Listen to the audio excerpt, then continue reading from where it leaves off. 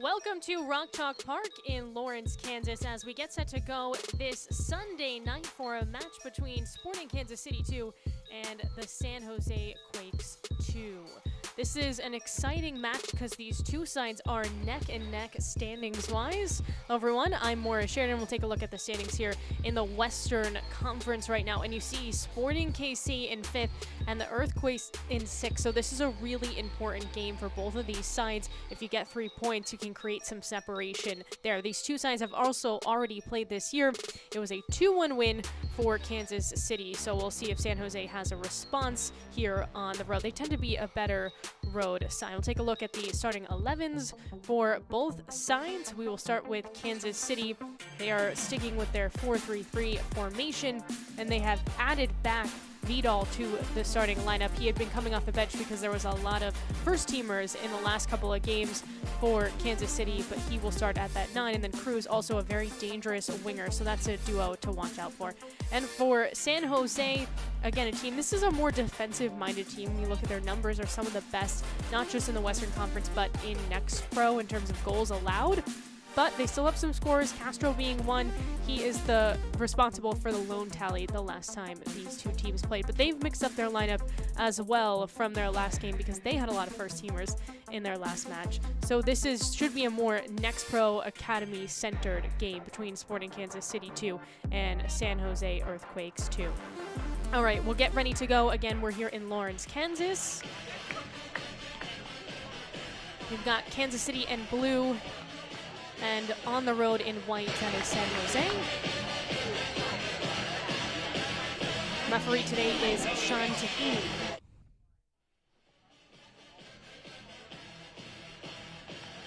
Again, standings-wise, lots of implications for these two teams. 3 points always important, but I think also these are two teams that do different things well. Sporting Kansas City is one of the top 3 teams in terms of goals scored this season. They have scored 31, so that's top 3 in the Western Conference. Still a very good mark. And then for San Jose, again, I mentioned this before, but have allowed just 16 goals. That's 3rd best in Next Pro altogether. And so, you know, San Jose's only scored 18 goals. Sporting Kansas City tends to allow a lot, so we'll see what the difference is here. And again, if Sporting Kansas City, too, can get the sweep of the Quakes this season.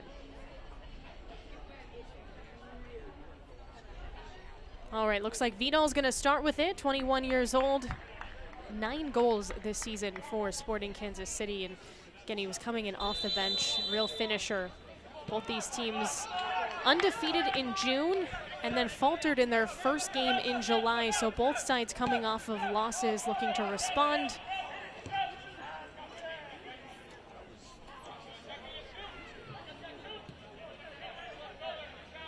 Well, the Quakes are definitely ultra prepared for the press that they're going to see from Sporting Kansas City. In terms of personnel, both coaches kind of reiterated that it's hard in Next Pro because things are ever changing, but they want to be cautious with, and you can already see this pressure and how high this Kansas City team plays. Any turnovers will prove to be very costly for the Quakes. See a bit of a giveaway there. Cisneros off the reset, uses Castellanos. Couple of first-teamers and MLS loanees in the lineup for Kansas City. Makes sense because they're here at home, so it's an easy trip. Traore, not a first-team loanee, but he's been important to this side. So he gets tripped up. We're not going to see a whistle. Will just be a goal kick here. De La Cerda in net today. As you see this one, Traore just blazing forward, and looks like he just kind of loses his footing by himself. Didn't get ripped down or anything, so that's not a penalty as he would have liked, obviously.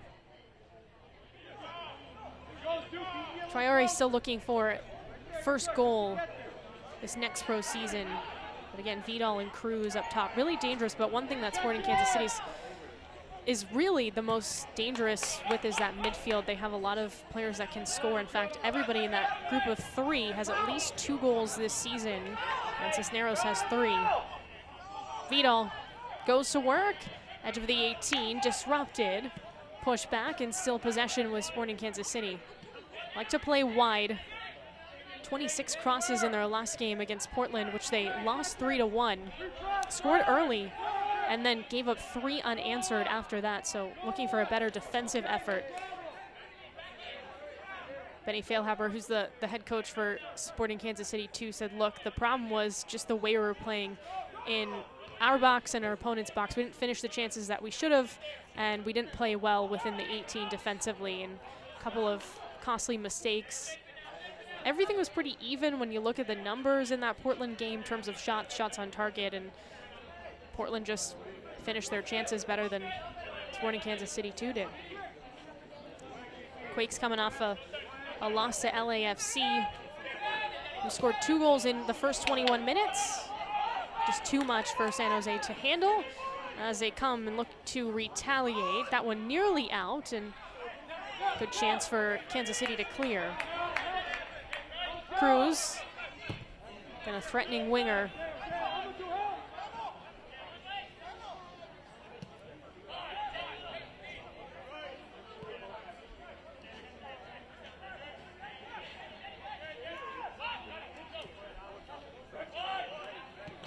Again, you'll see lots of subs in this game for Kansas City in the second half because of the pressure that they play. Leads to tired legs, but again, it can really cause some problems. But if you can figure it out and break it, there's spaces to expose, and that's what De Geer was saying. We just have to be patient. Dan De Geer, head coach for this Quakes 2 side, came out through the academy. Long ball attempted to go over. That's going to be picked up by Castellanos. Holskamp, the keeper today for Sporting Kansas City 2. He's a first team, usually with the first team, but has had a fair amount of games. Castro Jr. threatening, takes a shot, tries to tuck it in the corner. It's wide. Well, Castro Jr. had the goal the last time these two teams played.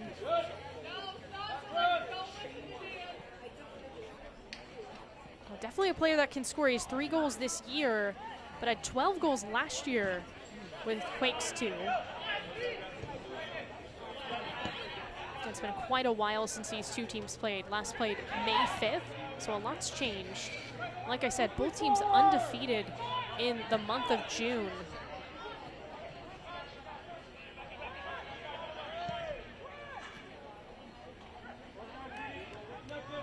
Brindov looking for options. Plays it through the middle. Poked away from Vidal.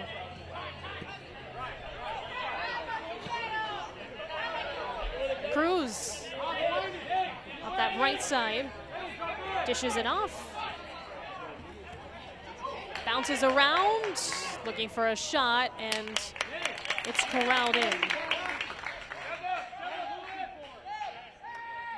Caden Pierre, fullback, who's going to come up, and again, they like to use the wings and the flanks of lots of athleticism on the Sporting Kansas City 2 side. So you'll see those fullbacks threaten and come up to try to get something going offensively. For Pierre, this is the 3rd start for him with this next pro side. There's 19 appearances with the first team. Getting ready to toss this in.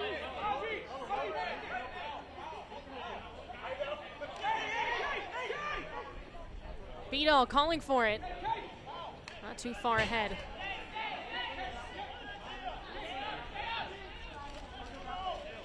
Quakes 2 have a lot of academy players in this game. Makes sense because De Geer came up through the academy system, so he trusts those guys.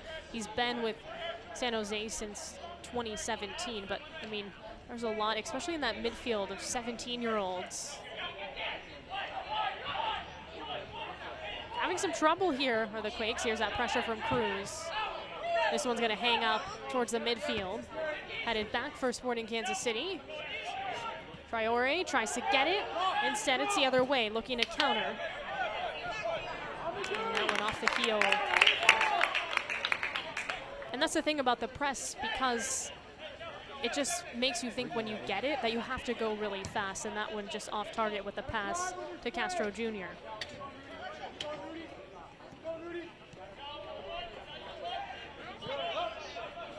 Let's get down a little bit more, okay? Castellanos. Rindolph. Well, Rindolph's had a lot of time with the Next Pro side. Second round pick out of Maryland in the 2023 draft. That's what Next Pro can provide. It's just a great kind of bridge to the first team for a lot of players, and then players get discovered this way. Academy products get a chance. Transition opportunity. Cisneros up to Pierre. Nice defensive effort to get back. Onomorphin, just 18 years old, had to sprint back for Quakes 2.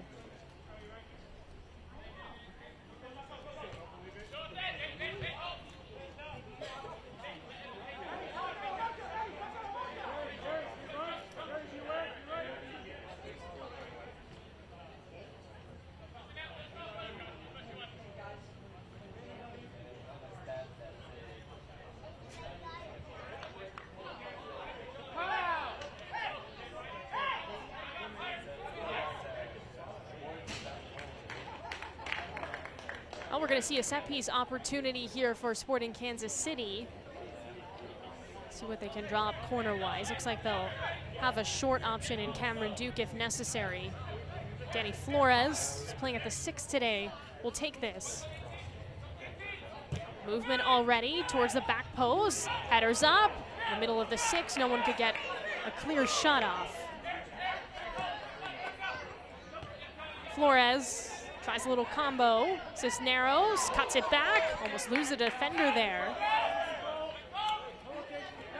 Duke trying to juke out the defender in Chow. Alex Chow, just 17 years old. It's going to be a theme, the teenagers in this Quakes game. He's committed to Stanford in this fall, so again, hasn't even started college yet. It's just a great opportunity to kind of level yourself up at such a young age.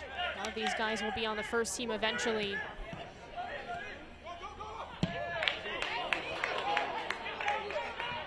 Duke gets turned around, falls down, and ultimately gets fouled there.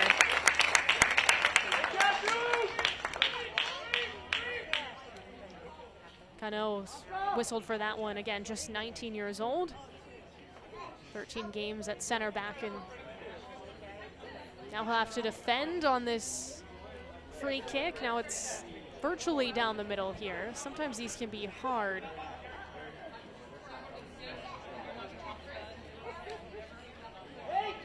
De La Cerda, keeper, just directing traffic.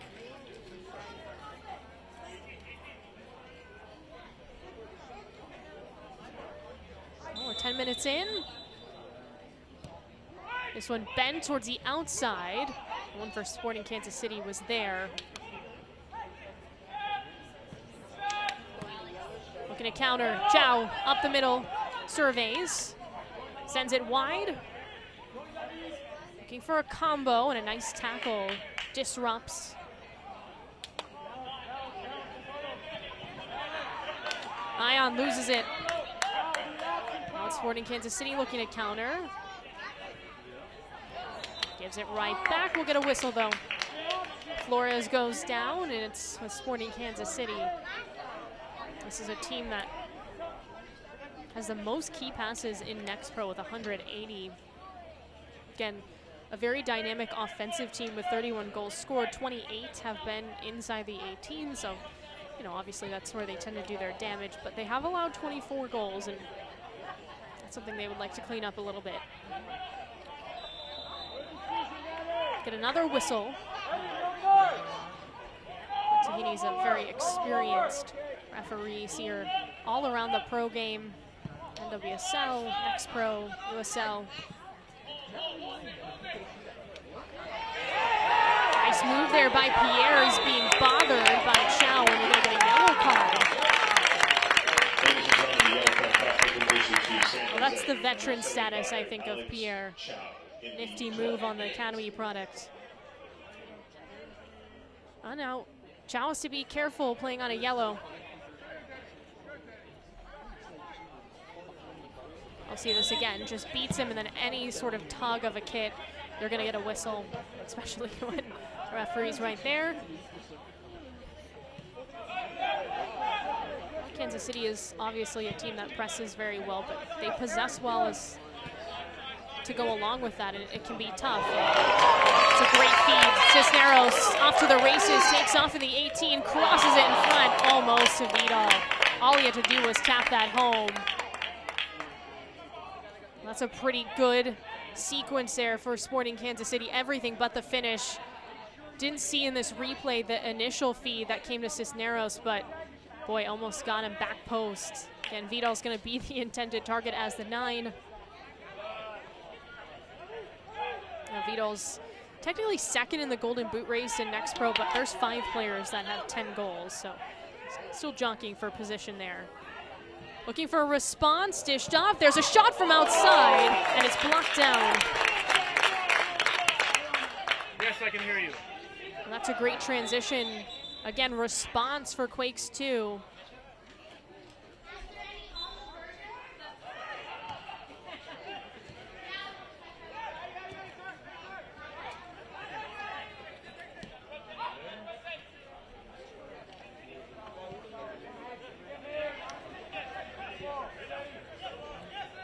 Rodriguez. Mendoza. Pass behind Serrano.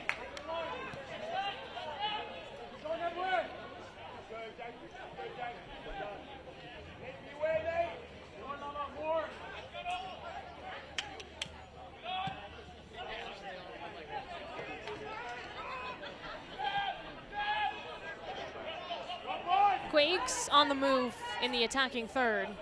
Some cutters in the box, header put on, bobbled, and then brought in. Holzkamp a little bit scary, but he got it.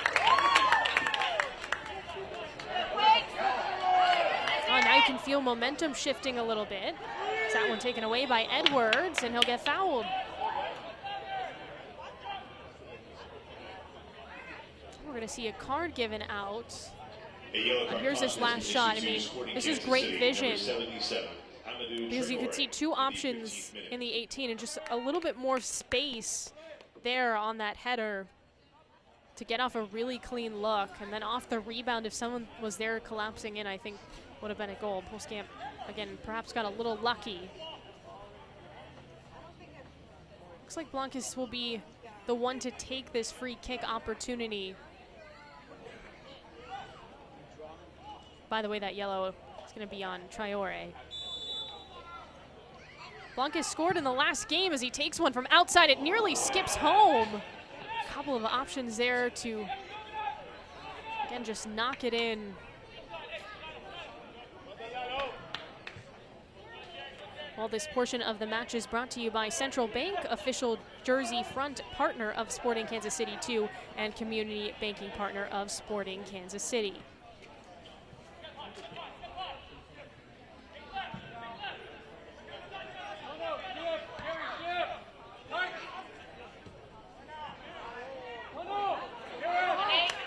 Cisneros, so fast, so shifty.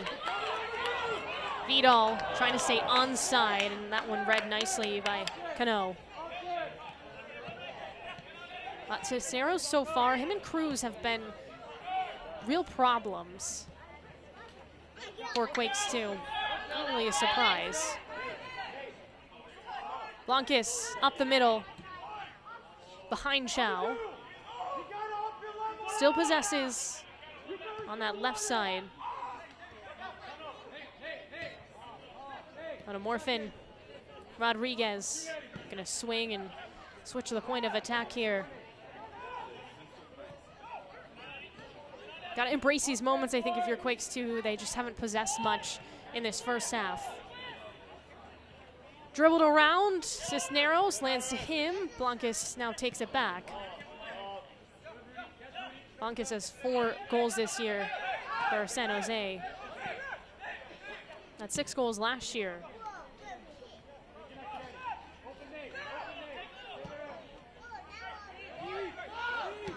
Rodriguez, 3rd appearance. Cruz bounces it off the defender there.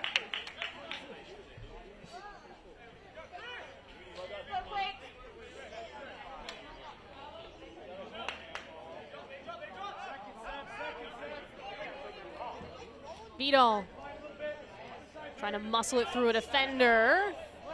No call as he goes down. Looking to turn and go. Castro Jr. can't keep it in.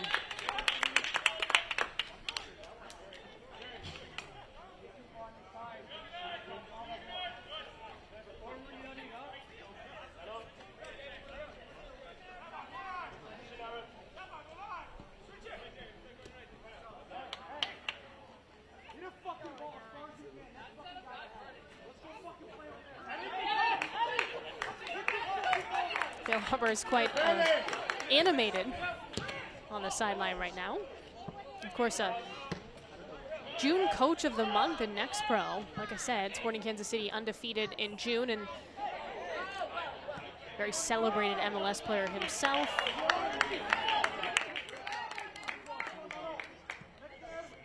Traore, again playing on a yellow.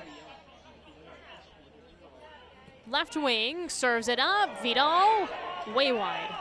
Just couldn't square his body towards net.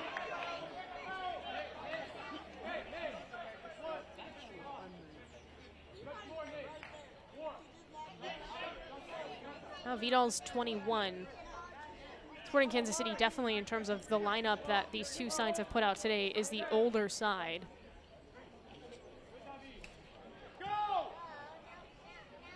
Duke with some pressure. Vidal helps out, so does Cisneros. Traore closing in.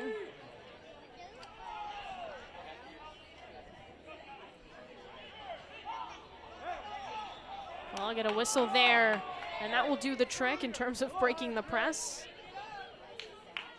Serrano goes down and still kind of slow to get up. Definitely got clipped. That's the right call. Goal and 3 assists for Serrano this year.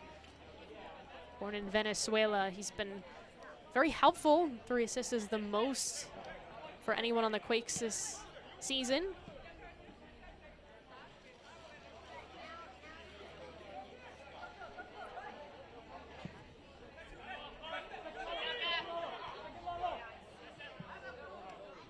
Cruz, Blancas right on him, and that tackle's successful. Really had to bend his body there, Blancas, but he got all ball.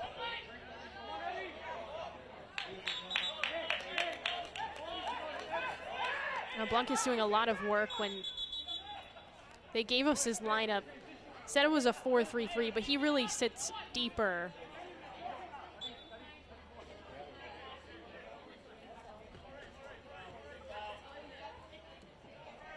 Cisneros, Pierre slices it. Vidal trying to break free. Traore now cuts it back off his right foot. It's blocked. Edwards got in front of that. Traore again.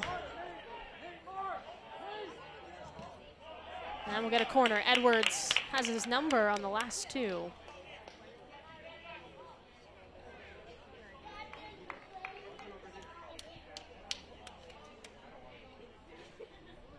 It's gonna be Flores again. Last time it went back post on an in-swinger.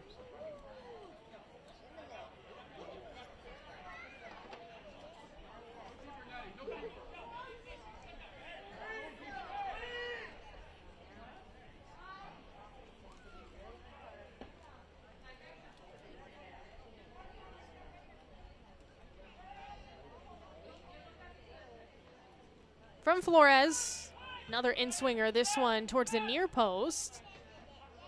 Traore trying to get past the defender, he does from that right side. And there's a goal for Sporting Kansas City. Vidal puts it home. Well, a bit chaotic in the 18, and that cross just gets through. De La Cerda doesn't bring it home, and as a result, Vidal, the most lethal goal scorer in this game, is on the other end of this. So, again, Traore, nice move, gets past the defender there. Oh, it looks like it took a hop in a way that De La Cerda just couldn't grab it. And as a result, Vidal, with his 10th goal this season, gives Sporting Kansas City 2 a lead. So now he's tied for first in the Golden Boot race, but there's, again, 9 games going on today, so things will change most likely, but he's certainly in the conversation at the moment. Once again, Sporting Kansas City goal scored in the 22nd minute by number 67, Pau Vinal. Well, this portion of the match is brought to you by Children's Mercy Hospital of Kansas City, official healthcare provider of Sporting Kansas City.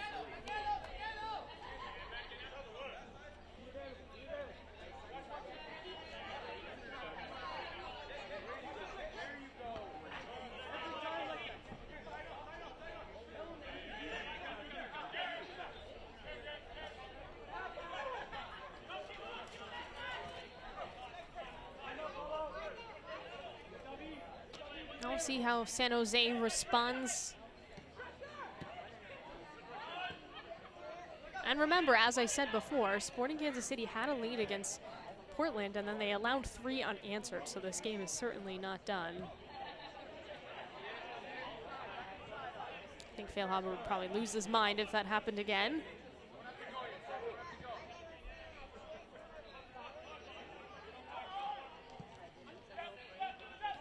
Cano lofts it up. Rindov, the center back, has it now. A little bit of a weak pass. Those are the type of things with a 1-goal lead you can't do. No shot comes of it, though, for Quakes as Blancas goes down. Looks like he got clipped a little bit. Pass to Vidal, intercepted. Scamp now rolls it out for Pierre. Burst of speed, past Chow. Up the middle now. Kaden Pierre. Cruz. Cross, it's in! Wow! There was no angle for Sebastian Cruz.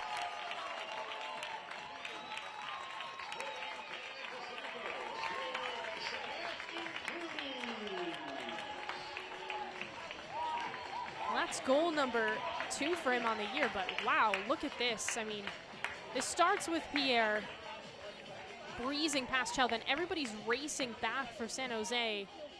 Literally no angle, and somehow finds that small little window of space. Of course, when you score, you're going to say it's intentional. I don't know if it was, if he was looking for a cross, but either way, you could tell that Lacerda, the keeper, De La Cerda, excuse me, thought it would be more of a cross than a shot, and it ended up going in. And Sporting Kansas City will take it. That sort of cushion, very helpful, deflating for Quakes too. And I think for both these teams, mentioned the June and what they were able to accomplish going undefeated, but I think after losing that first game in July, you really want for both sides to have a bounce back game, and so this is an important one so it doesn't become a trend. So again, Vidal and Cruz, your 2 goal scorers for Sporting Kansas City too. They all happen in succession within a couple of minutes of each other.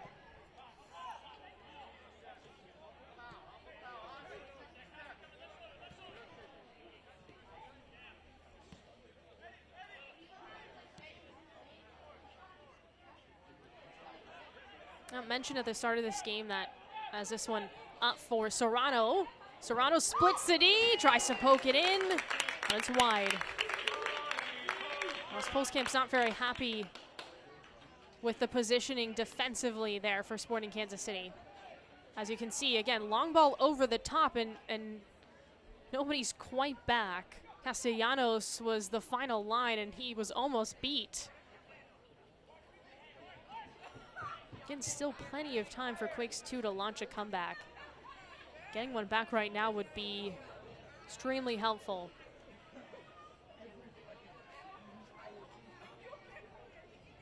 Blancas again on this corner. Headed out. Looked like it was Rindov who got a piece of that one. Castro Jr. Blancas serves it up again. Nothing there. Same song and dance with Castro Jr., and I think they're going to switch the point of attack. Off to Chow in the middle. Blancas serves it up. Trying to catch Holskamp off his line, perhaps.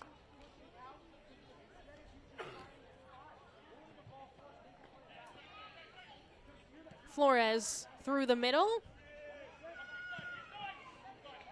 Push to Cruz up that flank. Cuts through the middle instead. Cisneros, Cruz again.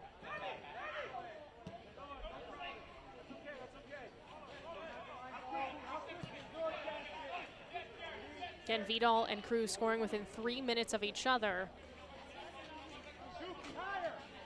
It's been this right side with Pierre at the fullback and Cruz at the winger. That's been the biggest problem, I think, for Quakes to defend. You can see Pierre just getting past Chow easily on that goal.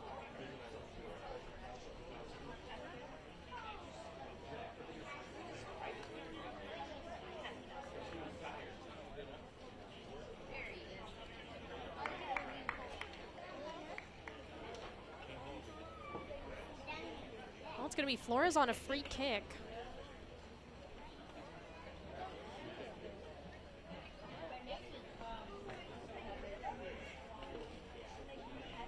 Cerda. It's had some trouble with crosses so far in this game. This one straight towards him, but Edwards is there first for Quakes. Traore spins down. Sporting Kansas City off the reset now. Cruz looking for Vidal. It's blocked. Chow was there.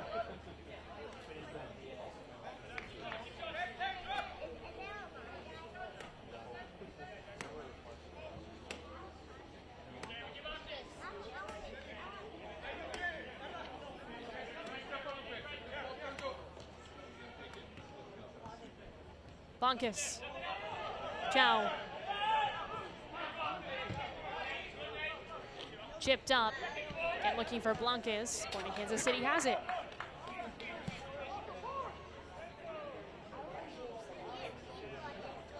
Traore. Duke. Nice pass. Cisneros. Trying to break down Chow. Falls down himself. Pierre shuffles backwards. Heads towards his left side. Flores again switching the point of attack.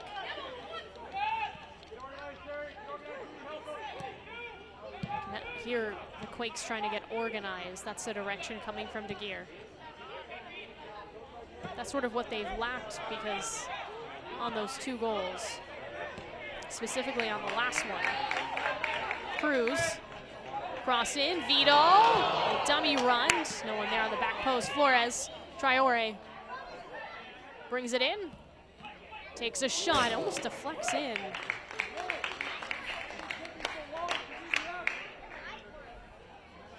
Well, this portion of the match is brought to you by Price Chopper, official grocery partner of Sporting Kansas City.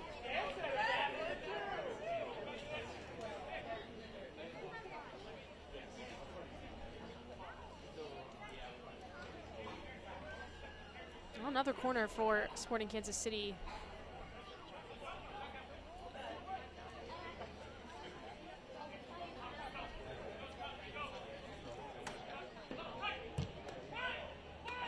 Back post, headers up, and we're going to get a whistle, I think. Bit of an over the back there on Vidal.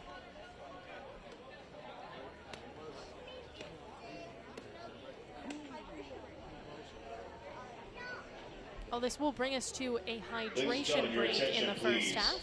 Due to the high temperature in today's match and for the safety of the players, the referee has indicated well, it is pushing 90 degrees here in Lawrence, so makes sense.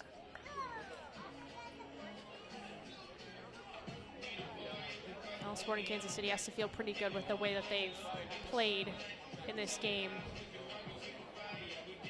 Again, dominated possession time. Obviously, the score is what matters. And in terms of shots, they don't have extreme advantage. It's 5-3, so it's nothing crazy.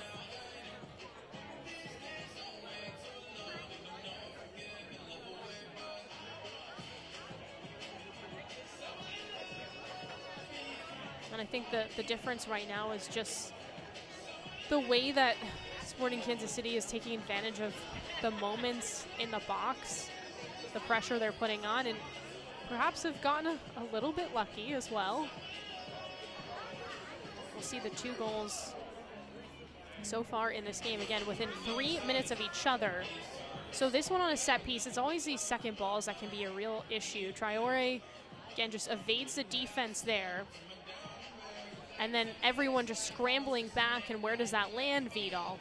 10 goals for him this next pro season. And that's, again, the one person that you really, really don't want to end up on the end of something like that. And then this is just Pierre creating past Chow so much green to work with, and he draws the defense in and uses Cruz wide. Looks like Cruz is going to cross it because Vidal's on the other end. Well, he just scores himself. Uses that little sliver of space.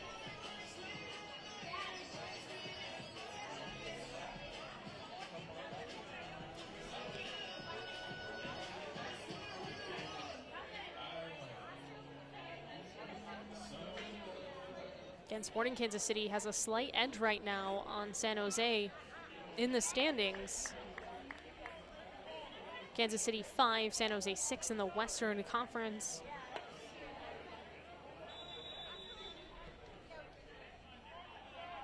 And we will restart here after that hydration break. Again, we're here in Lawrence, Kansas at Rock Chalk Park. Blancas through the middle, Castro Jr.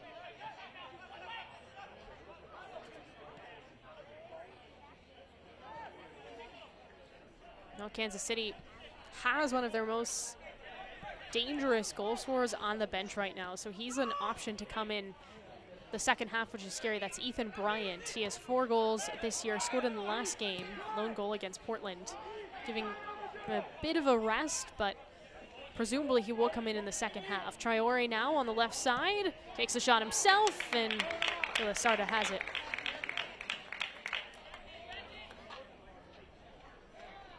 Well, that would complete the trio if Traore got a goal, but he's the one that created the goal to Vidal.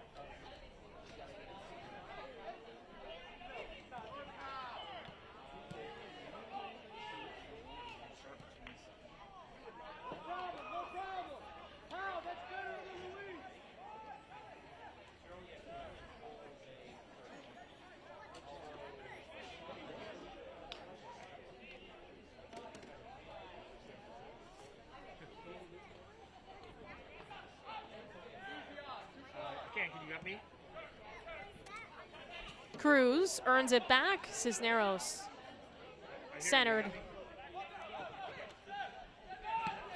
Pierre Cisneros. Castellanos slices it the other way. From Clark, ends up back with Quake. Sion goes down. We'll get a whistle.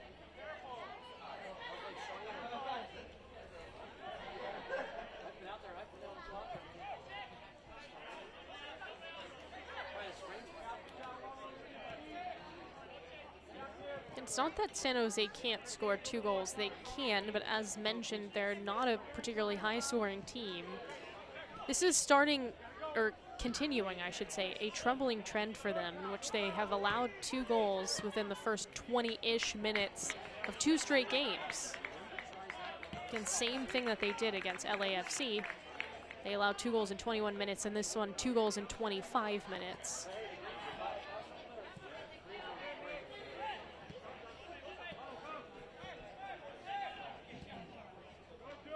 So it seems to be that, honestly, there's just some errors within short stretches of time that are causing these deficits. And it's not these large looming issues. It's just about playing a full 90, which is difficult, especially when you're talking about a group, as I've mentioned, is very young. A lot of academy players in this game right now. Looking to threaten. Serrano loses it.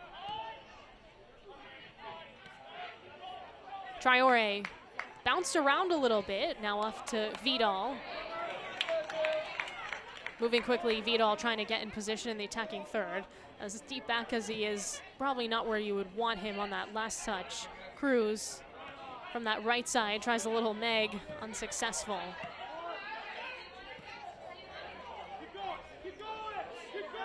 Bunkis way back. Again, I know he sits deeper, but for somebody that you really want to be in the attack scoring, he is probably getting stuck in more than Quakes would like.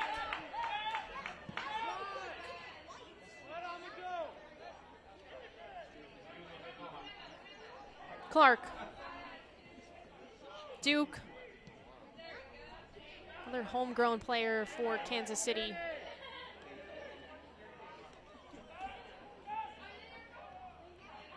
Clark in the 18, back to Traore.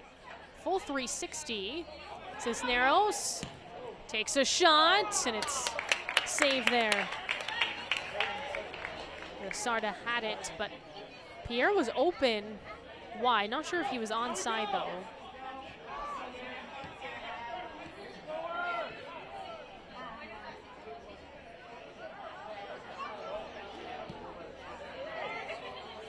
Bunkis takes a knock, keeps on going. Takes another push there from Cruz.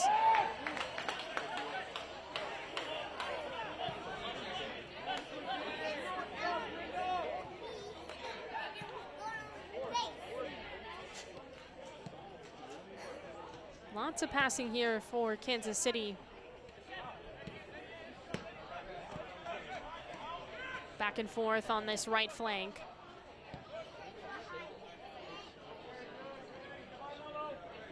And you can really see with Pierre why he is usually a member of the first team, the way he's used his speed today. It's been very impressive. And then obviously to find Cruz and draw that defense was a pivotal moment in this game. Clark. It's been a while since the Quakes have really had possession in any sort of meaningful way. That's the thing about possession numbers. There's no way to account for meaningful possession because it's subjective, but even though things are even numbers-wise, if you're looking at percentages, it's clear that Sporting Kansas City has done much more with the ball when they've had it, and they've been in the attacking third more.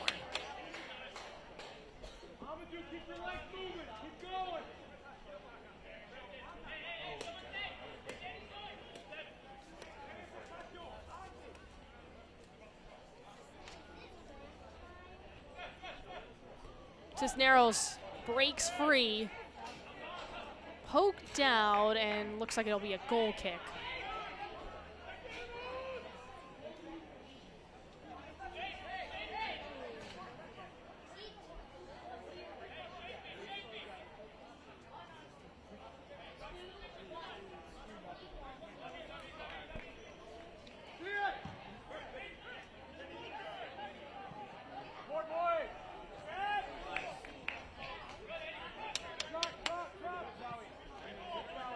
Bunkis stretches for it. Cruz is right there. It's been everywhere today.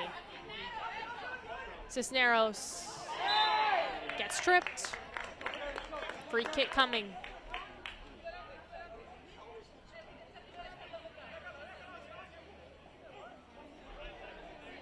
Well, this is what happens when you're such a strong dribbler like Cisneros is, and when you're dynamic with the ball, those light touches are going to get tripped with someone trying to, in frustration, I think, trying to get it away from you.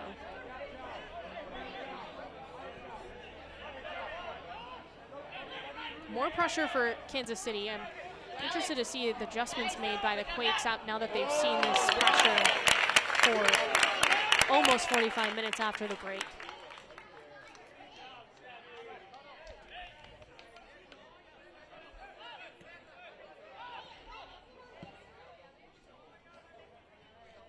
Rodriguez, Cano, two center backs, back and forth, now Edwards.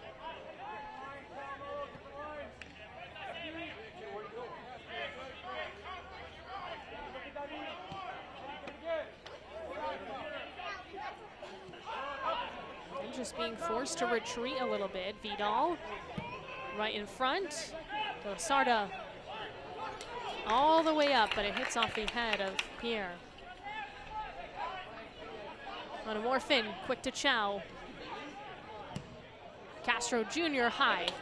That one clears the crossbar.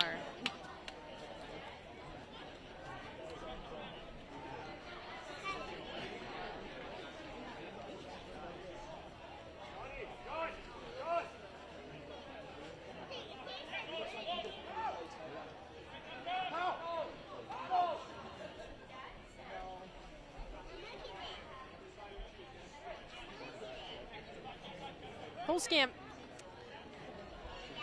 best opportunity I can think that off the top of my head that Quakes have had was a bobbled look by Polskamp.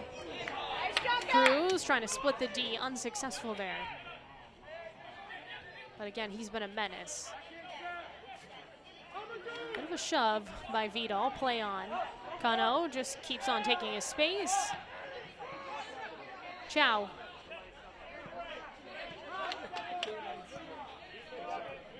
Ione, quick touches here.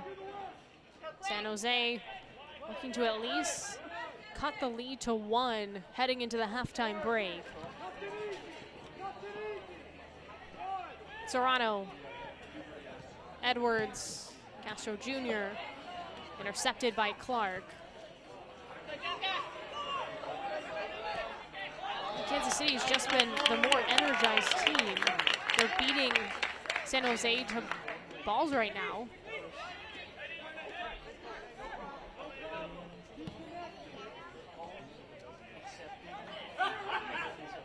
Edwards. A little back and forth. Gives it away. Cisneros tries to collaborate there with Vidal.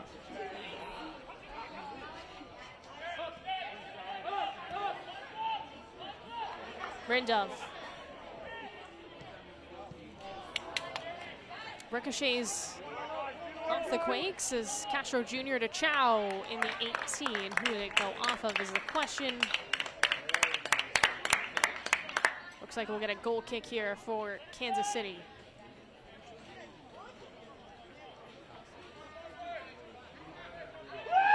The court official has indicated there'll be a minimum of 2 minutes of added time in the first half. All right, we're going to get 2 minutes of stoppage time, so not that much, just kind of a lots for the hydration break that we had.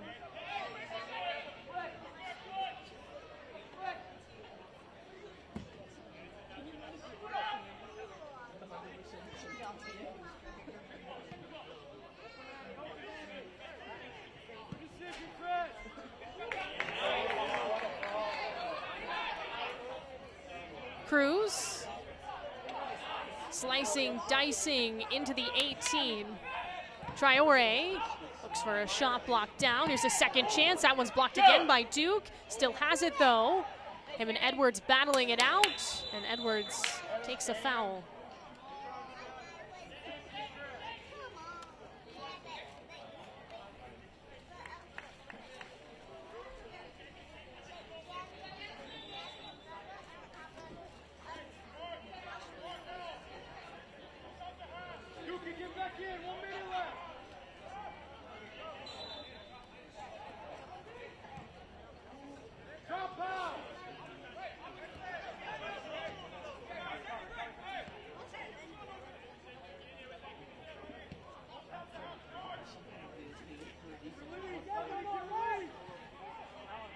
Edwards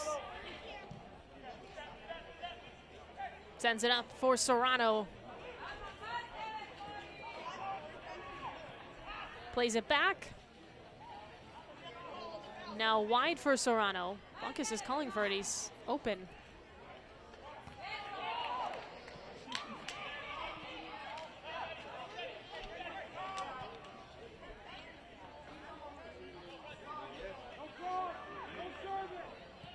Buckus.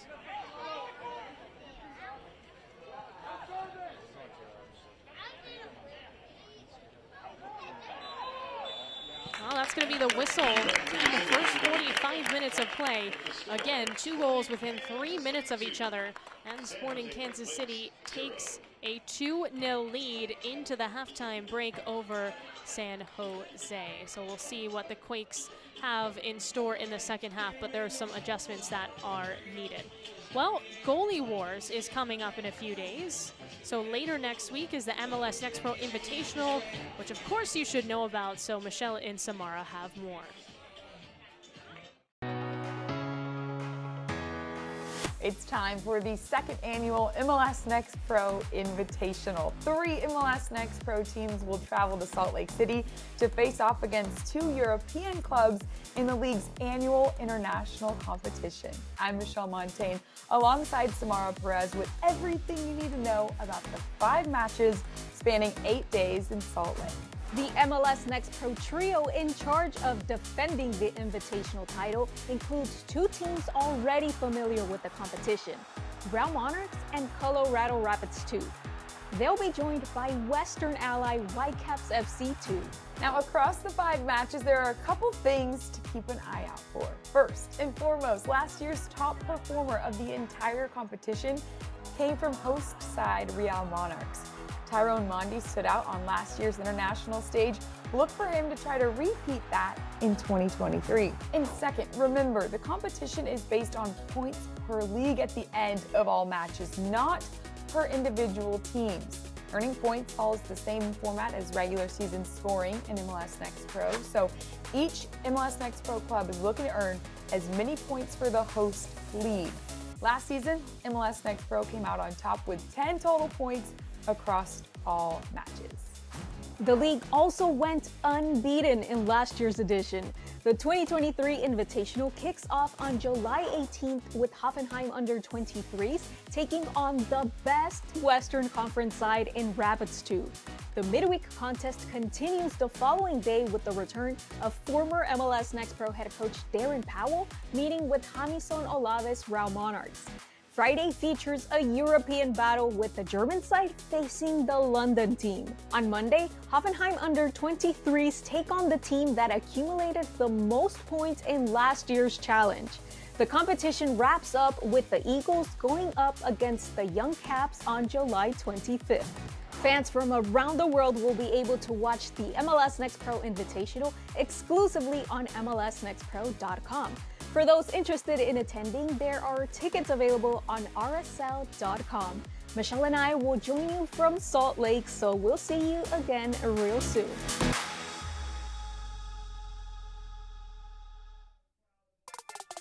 All right, so also in July, 2 MLS Next Pro clubs will host Wrexham AFC during the popular European club's U.S. tour. LA Galaxy 2 will host Wrexham on Saturday, July 22nd.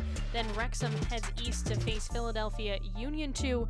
Of course, that's the hometown of celebrity co-owner Rob McElhaney on Friday, July 28th. So all of those matches will air exclusively on MLSNextPro.com. Very exciting for the league, and of course Wrexham made a big splash this season. Huntsville City made a big splash as well. They poured in a club best 6 goals, and both LA teams won at home on the same day for the first time all season. Michelle and Samara take us through Matchday 16 with this week's edition of the Matchday Rewind.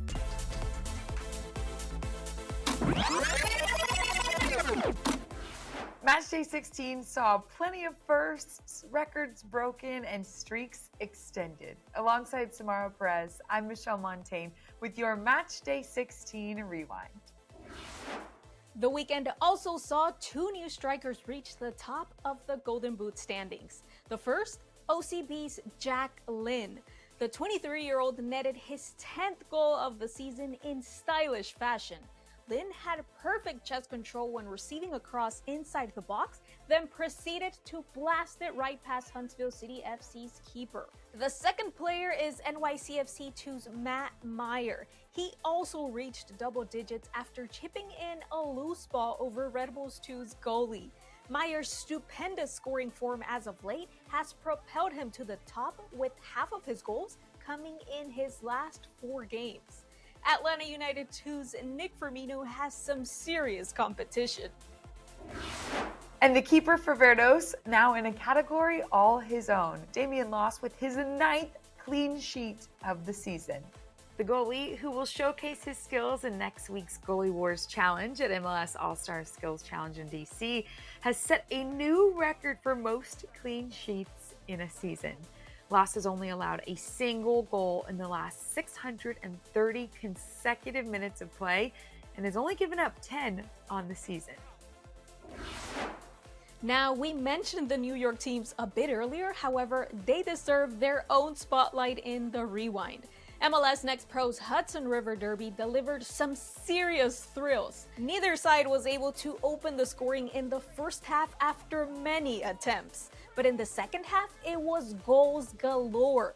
The boys in blue put 3 on the board by the 69th minute, but that did not stop Red Bulls 2 in attempting an epic comeback. Even though they were down to 10 men, they still managed to score 2 goals in the span of 1 minute to get back in the game. However, the comeback fell just short. Matt Pilkington's squad won it 3-2, ending a 4-game losing streak. As for another meaningful matchup this week, Tacoma moves into sole 3rd in the Western Conference standings. It jumps to 1st in the Pacific Division with their 3-0 win over North Texas SC. They benefited from 2 own goals from North Texas SC, plus another Paul Rothrock goal gave the home side 3 total, while keeper Jacob Castro recorded his first professional clean sheet to secure another 3 points for Tacoma. Wade Weber's side has now won 4 straight, including 3 consecutive shutouts. The manager afterwards explains what he thinks might be leading to the clean sheet success. I bake them banana bread if they get a shutout, right? And it's an incremental thing. So Okay. they got 2 loaves. They got 2 loaves for the shutout against Austin. They got 3 loaves for the shutout against Houston. If we get a shutout against North Texas, I'm going to be baking 4 loaves of bread. So banana bread for the win. We've got lots of intriguing matchups coming up in match day 17, so Michelle and I will see you back here next weekend with the best moments.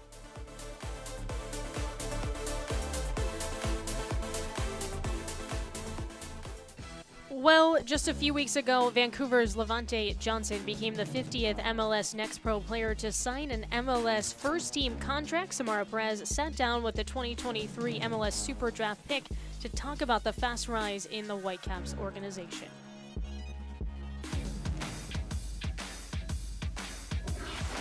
Hi everyone, we are back with a new MLS Next Pro player profile. I'm Samara Perez.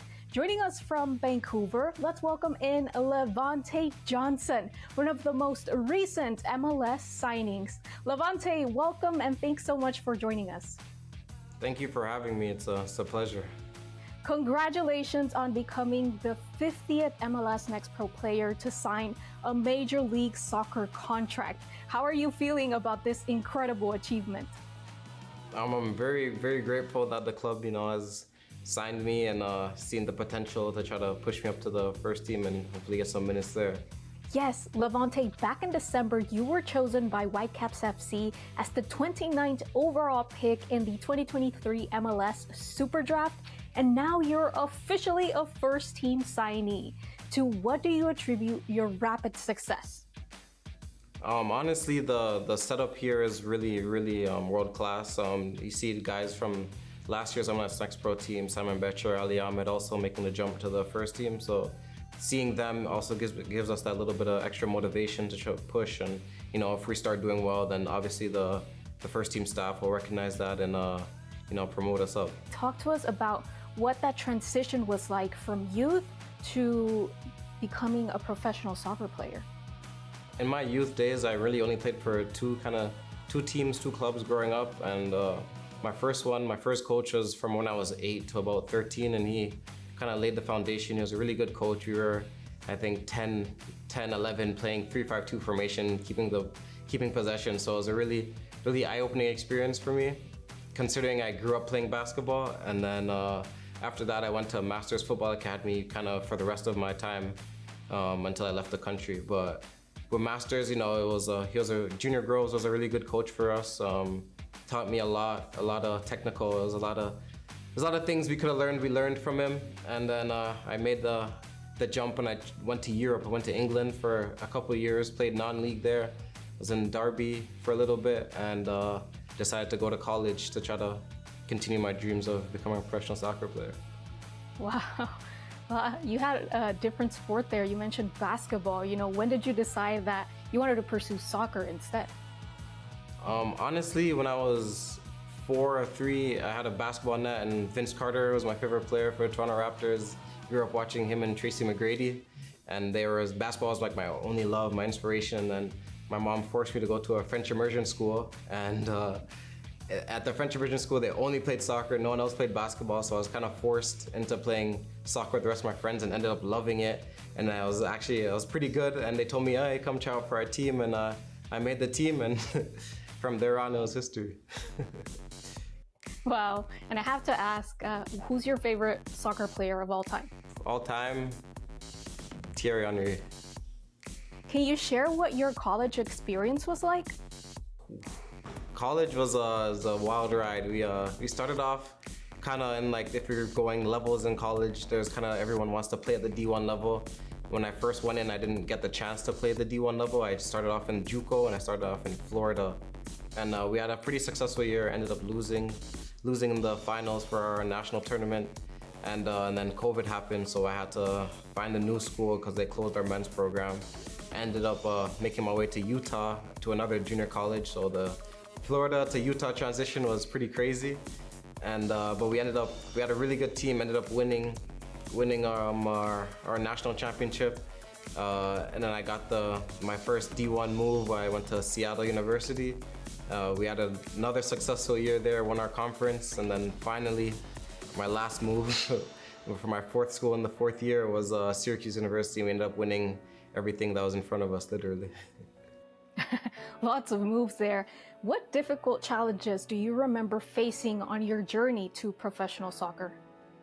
Ooh, there's a lot, honestly, but the biggest one I'd say was adaptations to different environments, different players, different coaching styles. So, you know, it's easier, I guess, when you're on a soccer team to adapt to different countries, different places, because when you get there, you kind of have your family already there that you just have to amend your chemistry and that relationship together, which, you know, we did well, and I have a lot of friends now all over the country. Can you share with us what your first team experiences have been like? So I originally was with the first team for preseason. So when I first came in, I was, you know, the level was a lot different to college. It was faster, more technical, more consistent. And so it took a little bit to get used to at first, but as we went on and playing MLS Next Pro and a lot with the other guys, you know, I've learned a lot, and I've adapted to the situation well. And so now playing with the first team is not as hard, and I quite enjoy it. That's awesome to hear. Now, finally, tell us about what your aspirations are moving forward. Obviously, as a soccer player, everybody wants to play games, everybody wants to be a regular starter. So first of all, if I want to establish myself well in the first team and kind of become one of those regular starters for the first team and give my impact on the game that way. Levante, we are so excited for you. Congratulations once again on this huge move, and thanks so much for making the time to chat with us today. Thank you for having me. Awesome. Well, thank you everyone for kicking it with us. We'll catch you again next time.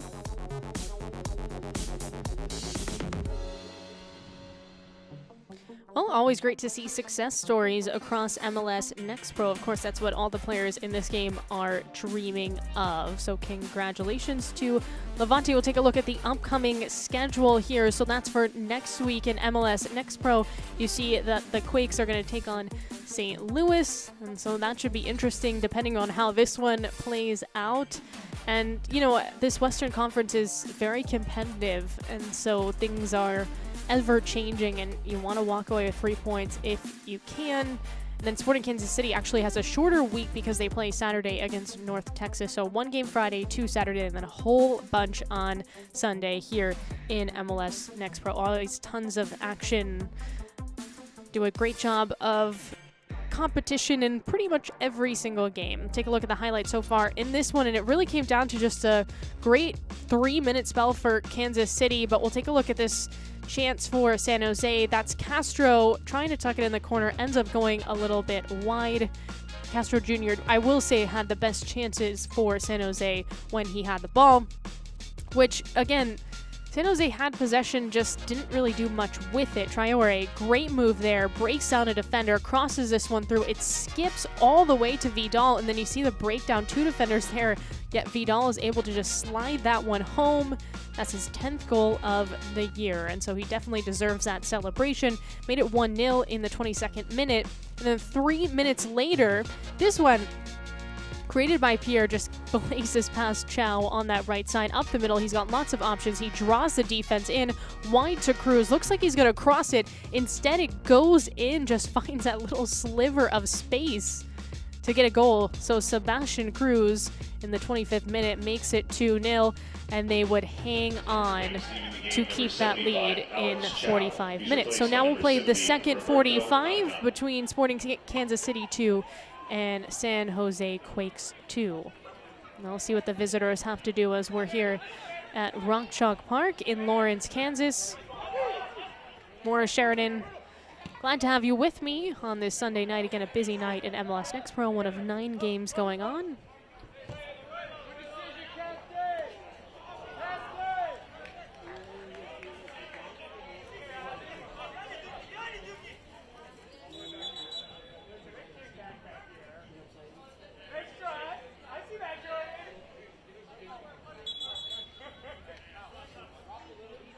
Edwards, just cleaning it off before he tosses it in.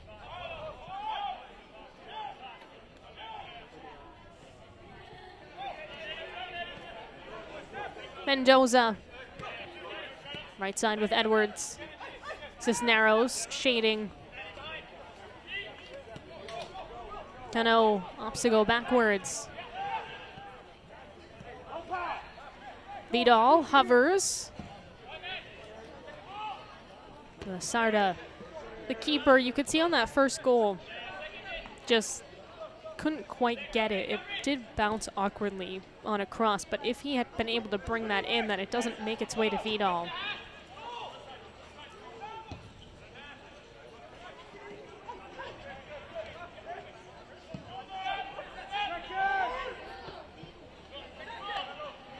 Well, so as expected, Ethan Bryant will come in for Kansas City. Again, has 4 goals this year. Traore's out. And then Chow's going to come out. Hadigan will come in. Both of those players were playing on a yellow, so it makes sense in terms of, not wanting to go a man down in a game. But also we saw Chow kind of get beat, so I think just trying to look for someone else that can go head-to-head with Pierre.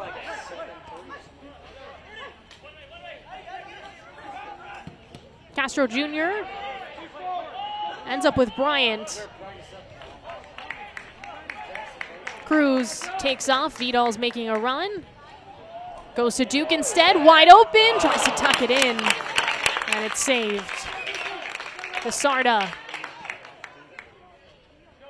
That was a great idea there for Sporting Kansas City, because obviously you would think the intended target would be Vidal, but Duke was way more open and had a great opportunity to score the 3rd goal.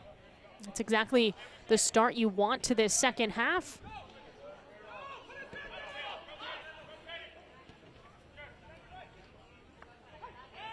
Mendoza through the middle. Serrano gets tripped. Rindov called for that one.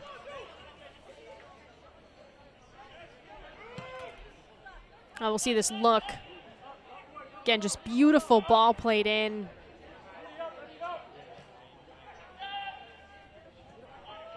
De La Sarda, I think, read that nicely. Could kind of see where Duke was going with that. Castro Jr. That one lofted up for Serrano, but it hops to Polskamp.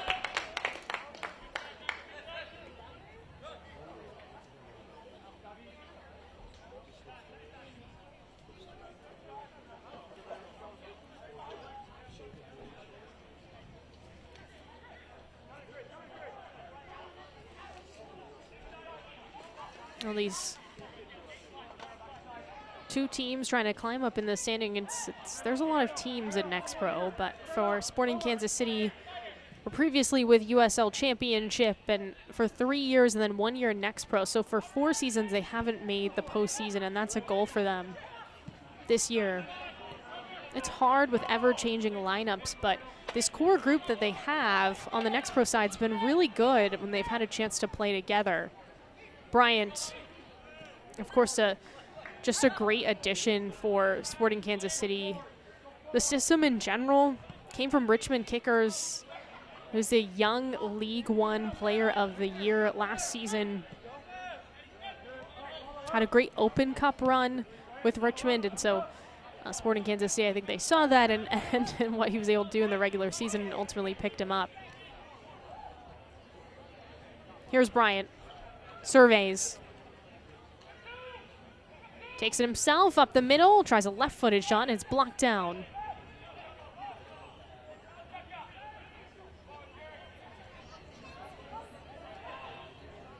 Ione off the turn. Oh, give and go. Through the middle. Good chance here for San Jose. Nifty move off the post. Wow. What a look. That's Hadigan just checked in. Hadigan making a run. Blancas as well. But boy, that makes coach look very smart with the change. Again, just creates that separation between Clark enough to get a good shot off, and it nearly bends home.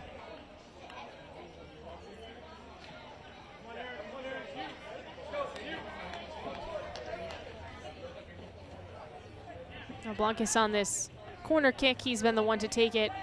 Just a slight edge for Kansas City in terms of corners, but they did score on a second ball off a corner. It's that first goal.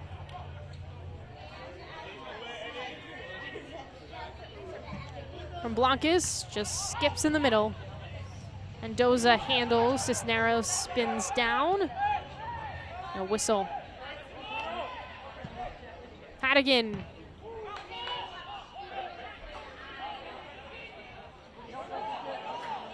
Nice hustle there. Edwards serves it up. Lands, here's a chance, and it's in! A goal for San Jose. Jerry Ione just hammers one in. Oh, this starts from Edwards. Great ball. No one can get a touch on it there for Kansas City to cut it off. It lands for the 21-year-old, and Ione with his first goal of the season cuts the lead in half. And we're just, 7 minutes in and change to this second half. San Jose goal scored in the 53rd minute by number 64, Jerry Ione.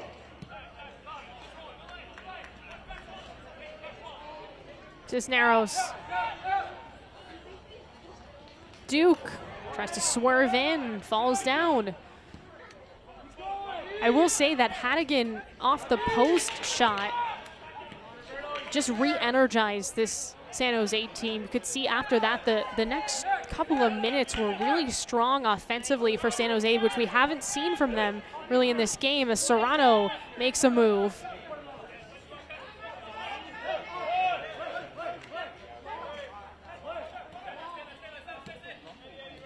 Blancas.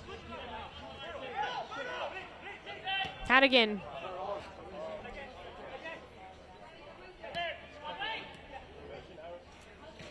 Castro Jr. 2-1 was the score the last time these two teams played, May 5th. And Sporting Kansas City won that game, so this exact score.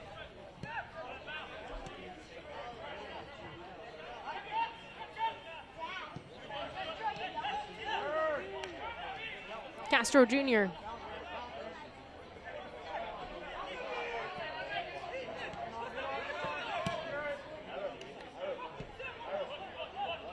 Really possessing now Kansas City is sitting back. Bryant looking for Cruz. Looks like Cruz stepped out.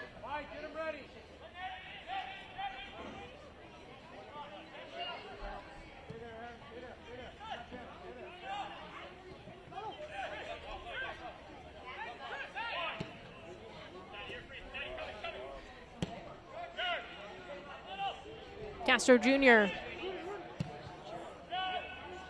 plays it long. Blancas. Well, a little miscommunication, I think, and perhaps offside. Well, just avoiding touching there for San Jose. Earns it right back. Serrano looking for Blancas. Broken up. Castellano.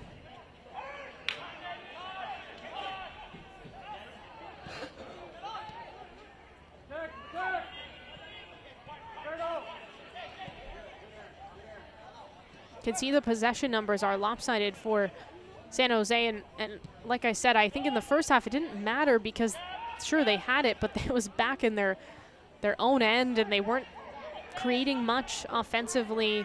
And now we can see they're possessing and they're doing something with the ball. They're switching the point of attack. Edwards, of course, was the one to send that one in for a goal. He's been good at the fullback spot, but we're going to see a whistle. Of course, Sporting Kansas City strongly disagrees, but Blancas is the one to draw, and a free kick is coming.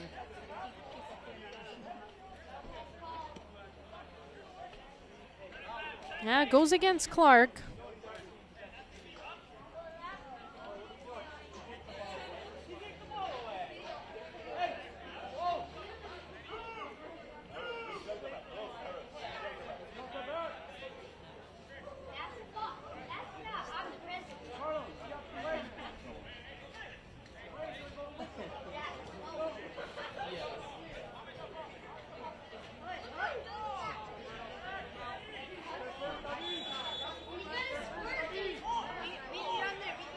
From Blancas, curls in, header, bounces.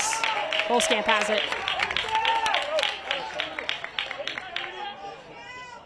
Well, the way that dropped, there was two potential players that could have headed that in.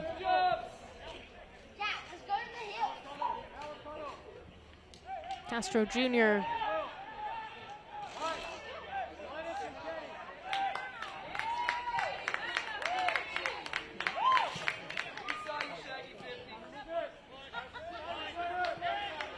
Edwards takes his space.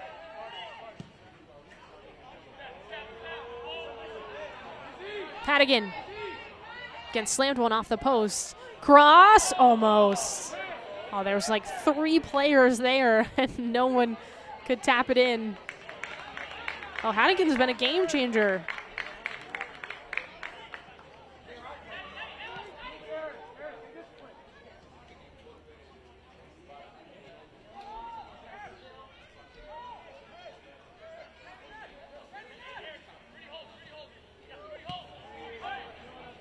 Transition opportunity for Sporting Kansas City. Vidal on the move. Cisneros wide. In the 18, defense getting back, takes a shot, and it's blocked. Flores. Cisneros. Now Kansas City wants to, it's kind of slow a little bit. Give the defense a bit of a break as well. Cruz. Looking for Duke, and Blancas draws a foul.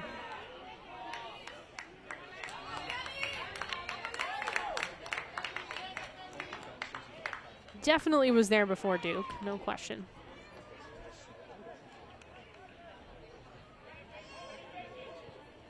Substitution for San Jose in the 59th minute, leaving the game, number 50, Aaron Edwards. He's replaced by number 52, Israel Carrillo. So we're going to see Israel Carrillo come in as Aaron Edwards is going to come out. Now, I did see this could have been planned, but I also did see Edwards kind of pull up awkwardly, so perhaps out of caution, Carrillo comes in. A little bit of a light pass there, considering Bryant was lurking.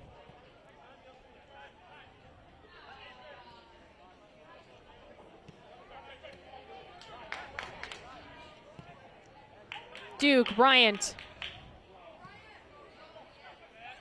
Cruz looking for Bryant again. That one hanging up there. Bryant, 3 defenders swarm.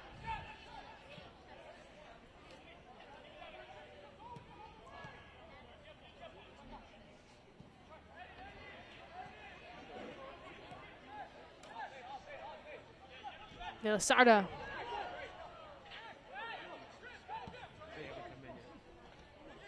There's Carrillo, the new change. Launches it up for Lonkus and ends up with Rindov. We've got half an hour to go. Again, 2 first-half goals for Sporting Kansas City. Gave him a 2-0 lead heading into the break. It's Vidal and Cruz. And Ion comes out in the second half and scores for San Jose to cut the lead to 1.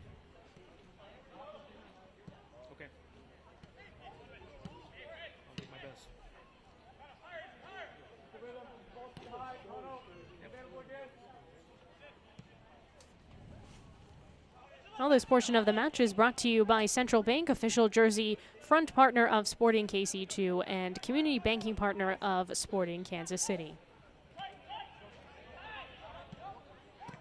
Vidal turns into space. Takes it himself up the middle. Off to Bryant. I think Kansas City fans wanted a foul. Bryant. Cisneros. Bryant again reaching for it. A little congestion there for Sporting Kansas City. Pierre.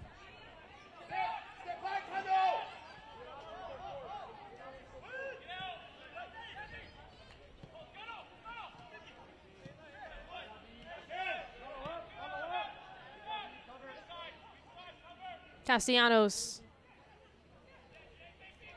Pierre again. Draws a foul. Ion whistled for that one. For Sporting Kansas City in the 63rd minute.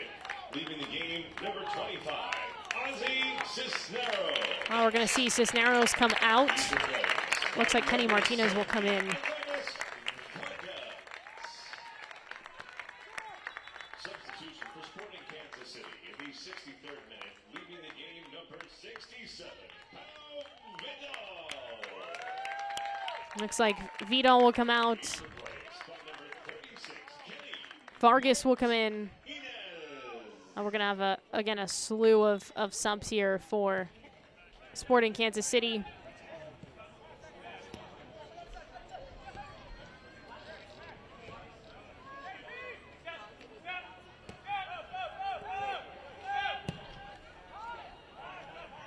So again, Martinez and Vargas come in. Cisneros and Vidal come out. There's a header and handled.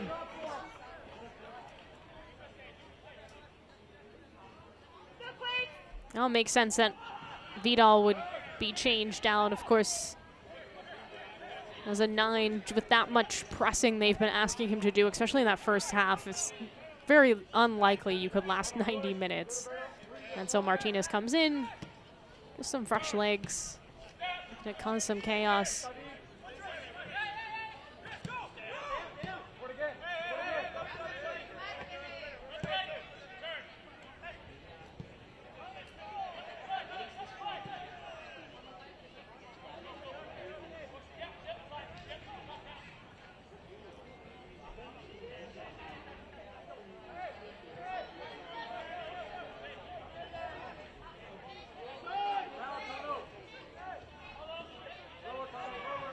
Lonkus.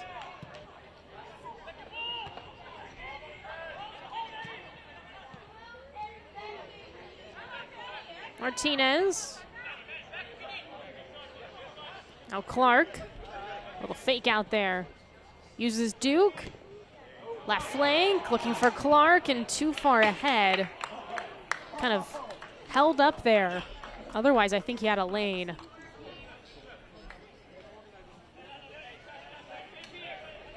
Shots in favor of Kansas City in this game, evident by the score as Bryant plays it wide. Pierre. Vargas. Well, heel pass. No one home on that. Flores. Pierre again, very, very dominant in that first half. And not as much, but again, Kansas City's been sitting back a little bit in this second. Cruz keeps it in. Playing from the left side now. Duke earns a corner. This will be the fourth one for Sporting Kansas City. It's been Flores so far to take this, but it looks like it'll be Bryant this time around.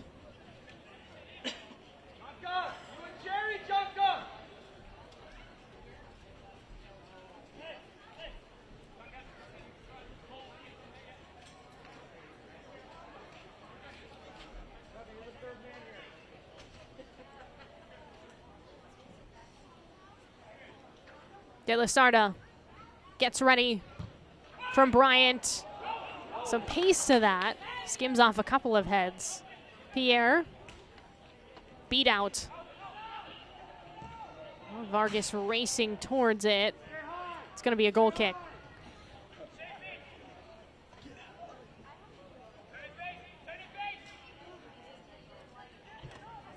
Can you see the shots different, but in terms of shots on target, just one difference. Neither goalie's been peppered in this game.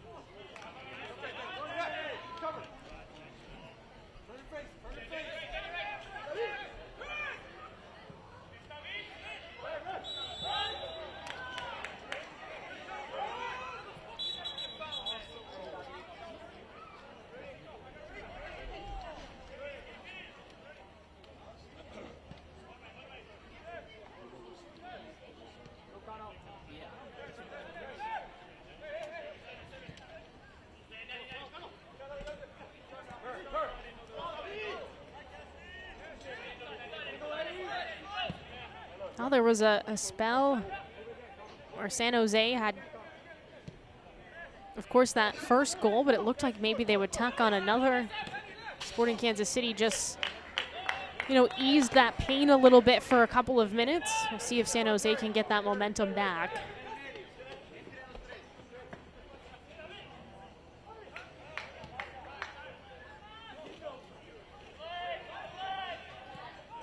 Pierre.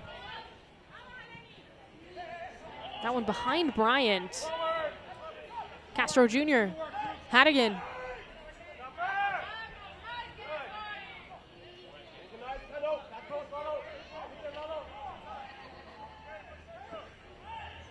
Played on that left wing.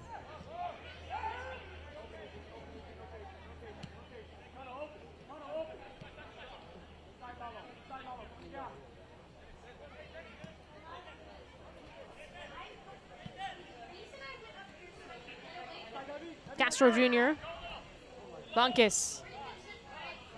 All this portion of the match is brought to you by Children's Mercy Hospital of Kansas City, official healthcare provider of Sporting KC.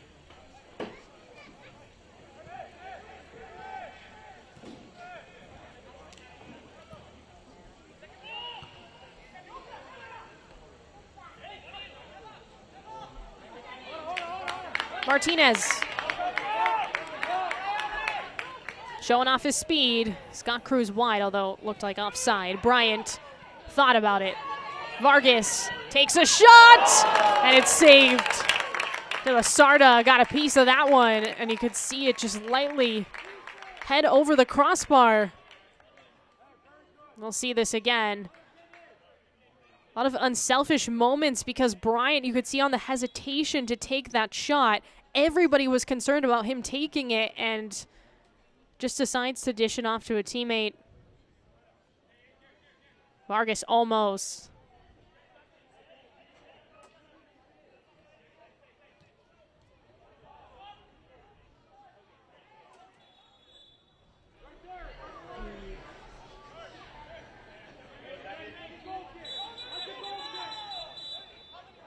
confusion here.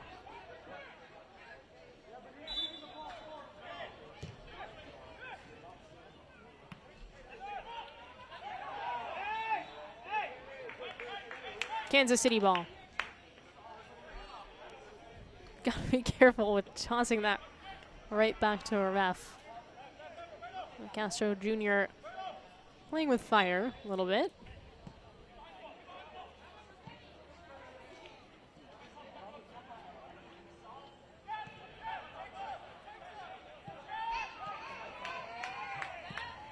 Clark. Well, the second half has just been the defensive team sitting back and then one team possessing and trying to find the seams. Not as many transition opportunities as that first half had, especially for Kansas City. We've got 20 minutes to go, and it's a 1-goal game here at Rock Chalk Park. Sporting Kansas City looking for the season sweep of Western Conference foe San Jose. Castro Jr. Lonkus. Hannigan from distance off his own teammate. Ion got really knocked with that one. Looks like he's all right. Luckily right in the back. Castro Jr. Cross. Headed out by Kansas City. Bryant wants to go, and he gets fouled. Pretty obvious trip there.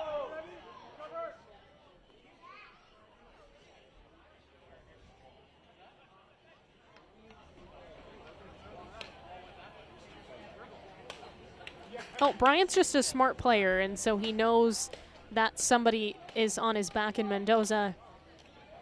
And he utilizes that to either get past him, obviously, or to draw a foul. Vargas. Cross in for Cruz. Taps it in. No, it's saved off the goal line. Wow, that was almost goal number 3 for Sporting Kansas City. That seems like a sure thing.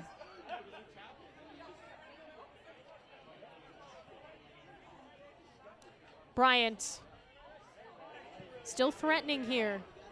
Clark off his chest. A little hesitation.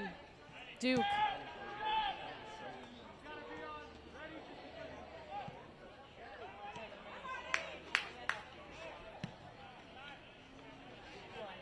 Pierre in stride. Vargas. Cross in, Cruz wants it again. Tackled out. That's a tough collision. Carrillo is the one to get involved in that tackle. Here's Vargas on that last chance. Cruz open, tried to tap it in. I still can't really tell if that just bounced strangely or if De La Sarda just tipped it. Either way, it looked like Cruz had a brace and perhaps Kansas City had a comfortable lead. They do not. Looks like Carrillo's still limping. You can see him, number 52. From Bryant on this corner, Carrillo's right in the action. Perhaps he's not ready for it, but was able to handle that clear nicely.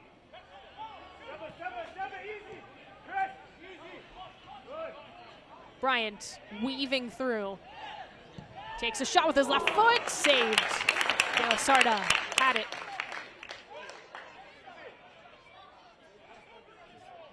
Oh, Bryant's been pretty unselfish today. At that time, he just decides to go from distance. And I like it. I mean, again, he's got 4 goals this season. We know he can score. I think at some point you gotta kind of let somebody like that take their chances.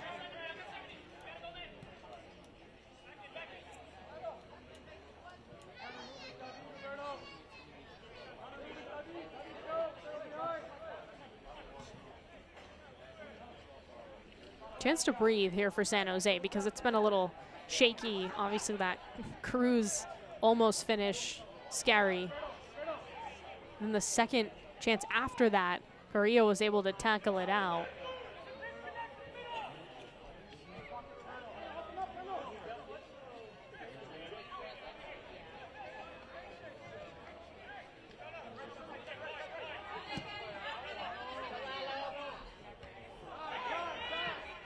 Clark off the header from Rindov.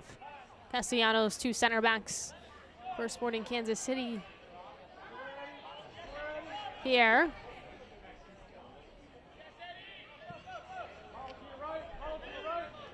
Well, this portion of the match is brought to you by Price Chopper, official grocery partner of Sporting Kansas City.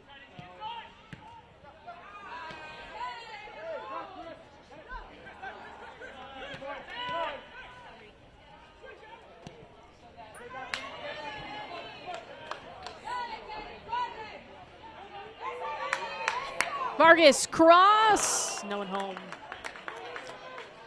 Well, he has been able to create on that right side, and he's been hovering near the 6, and he's slid a couple of crosses through. He's replaced by number 74, Martin Quende. So Mota Morfin will come out for San Jose. Martin Wenda will come in. And then we'll see Lucas Rosa come in and Clark come out for Kansas City. 2 changes, one for either side. Rosa's often in the starting lineup for Sporting Kansas City.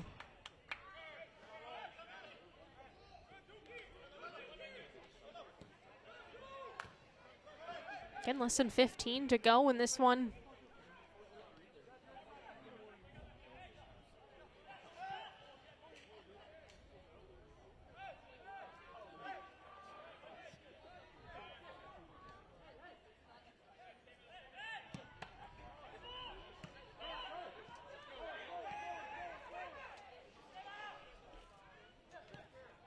Cruz.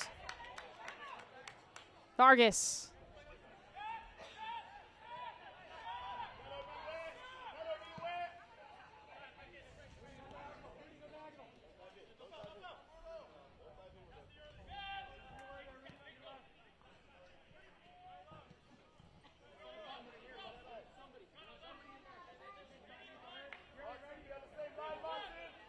Rindov. High to Vargas. Off of Wenda.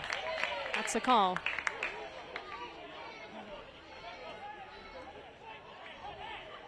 Wenda again just came in not too pleased with that for San Jose.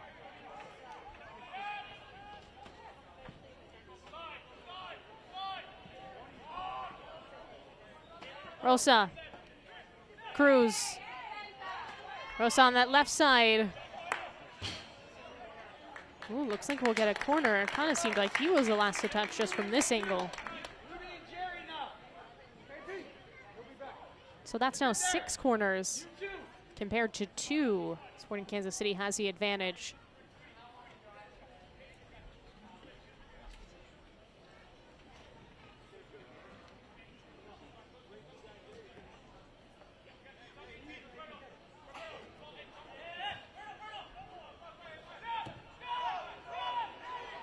Cruz, just a heavy touch. Otherwise, I think he had a good potential shot there.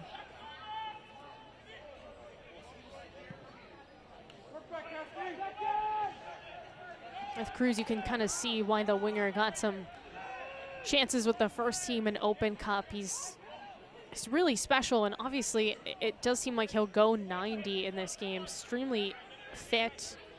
So dangerous in the 18, creates and can finish himself. Actually a California native out of Fresno, went to Cal State Fullerton. That one headed back, Wolfskamp.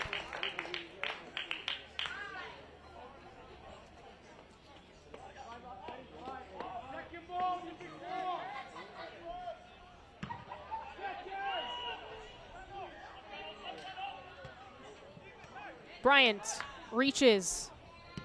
Cruz missed there. Martinez. So that tackle could have really cost Cano. That missed tackle, I should say.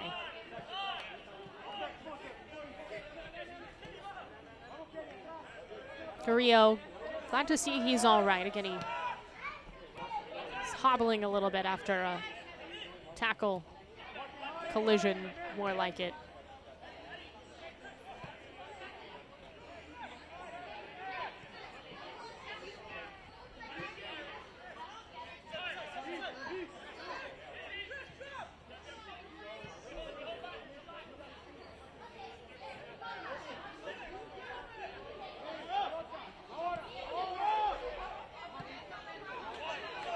Well, struggling to find some options for San Jose. Off of Blancas, we'll get a whistle on Rosa. Serrano goes down. San Jose trying to go quickly, and it backfires a little bit. Pierre Flores for Sporting KC.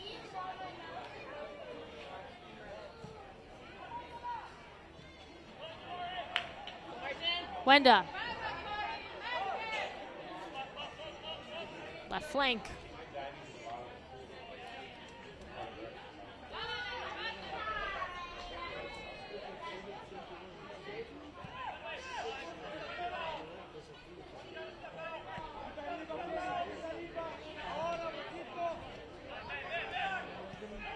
Martinez, Duke. You can see them still pressing, which is impressive, especially for Duke, who's been in there the whole time. Ian goes down. He is, again, the lone goal for San Jose with less than 10 minutes to go, searching for the equalizer. Of course, a draw gets you a point, but Next Row has kind of hockey rules, so you can go to a shootout and potentially earn another point.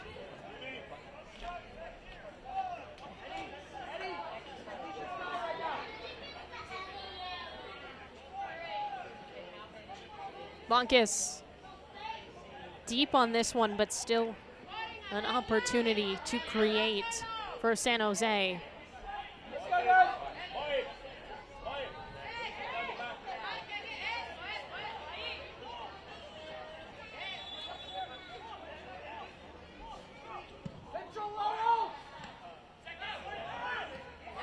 Nothing much. Bryant is the first one there. And here he comes, Ethan Bryant sprinting forward.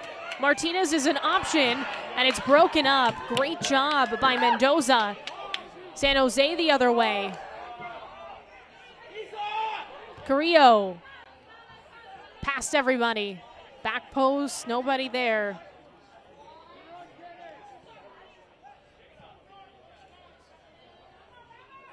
Pierre. You can see Bryant's still recovering, I think, from that one. Martinez blocked down. Lasarda just lunging in front of it.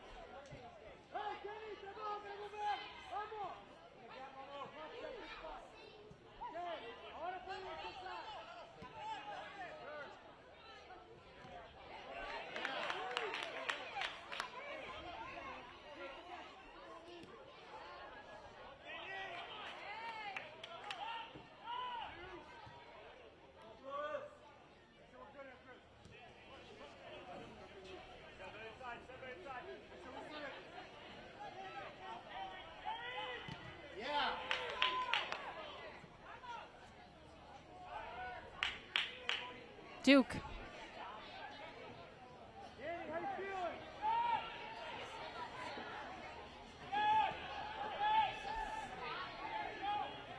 At this point for Kansas City, the more clock they can drain, obviously the better. Flores, well, you don't want to take too many risks for Kansas City. Obviously, if something's clear and obvious, you can really punch this game through and get the victory, you take it, but no reason to be crazy out here.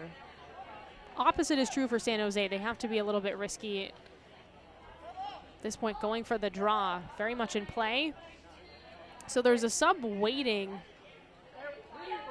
Carbajal's waiting, but they're going to hold him for now. That's Sebastian Carbajal.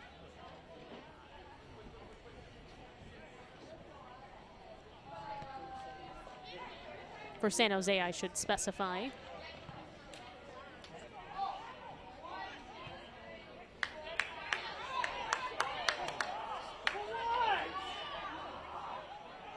Quakes possession.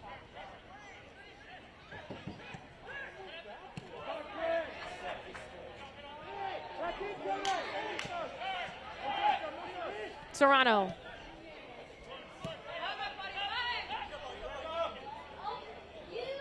Carrillo. Hadigan, Serrano again. Cross. Blancas off his chest. I think Kansas City fans wondered if it knocked into his hand. Didn't look like it did.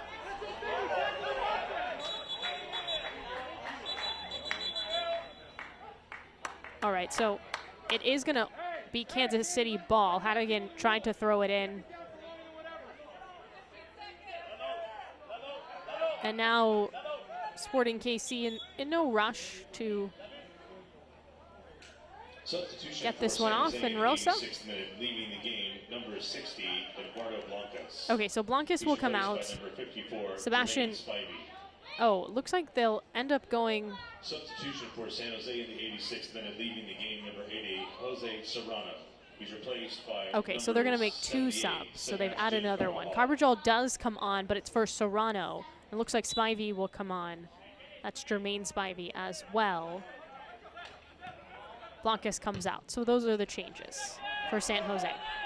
Then just trying to inject any sort of fresh legs you can towards the end of this game to get that final goal and tie it up as Cruz tries to barrel through and he gets called for one.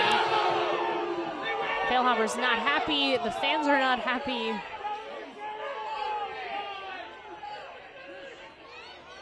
I see Makidish waiting to come in, and he will come in. Now, Makidish often plays center back, so this is a defensive change, I think, for Kansas City as Flores comes out, and they're just looking for big bodies in there, knowing what they might see, and they honestly might just sort of shift to a 5-back.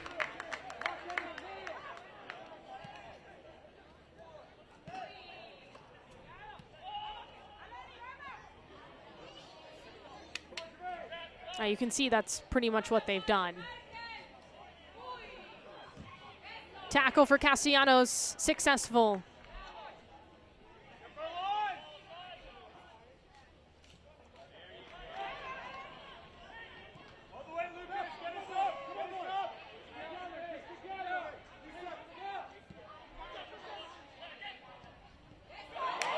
Cruz taps it forward. Lasarda.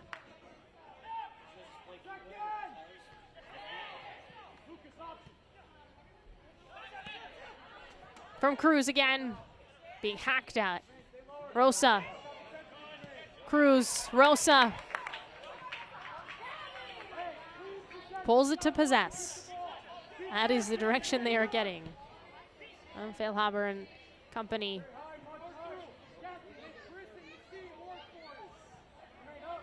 I don't foresee a big chunk of stoppage time.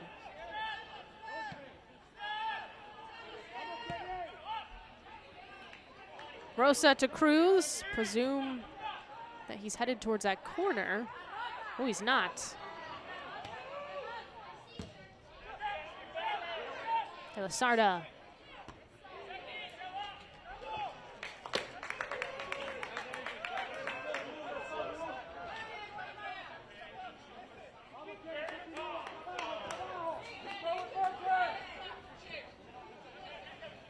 Time for a final push for San Jose. Down 1 goal on the road in Kansas City. Martinez gets whistled for that. He's going to get a yellow card.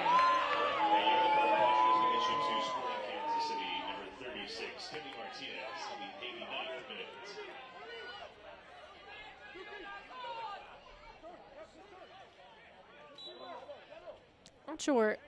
I mean, it was obviously quite late to that. Well, this is a point of games, obviously, where things get chippy to Western Conference rivals. In a tight contest.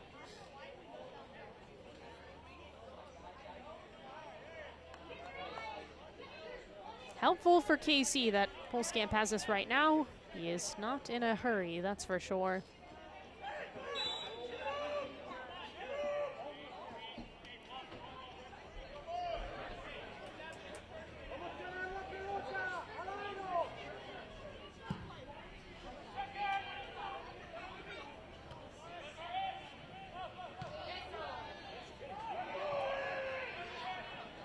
Munda. Vargas right behind him. That's a smart play by Vargas, and Wenda just didn't know he was there. Well, Vargas is down right now.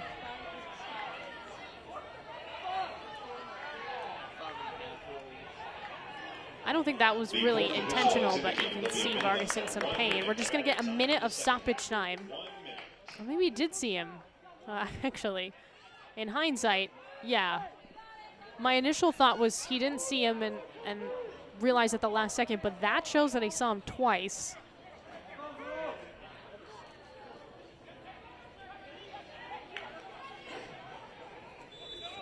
Bryant, Pierre, head to that corner. And we get a whistle.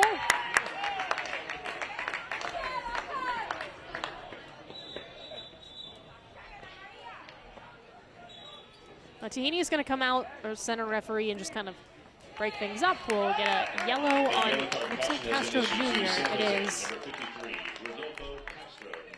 Obviously, when you're down and you see your team time wasting, this is when frustrations start to boil over, and we just saw that.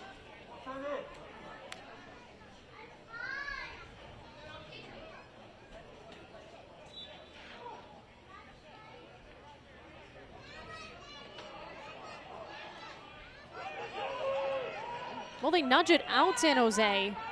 Back to Castro Jr.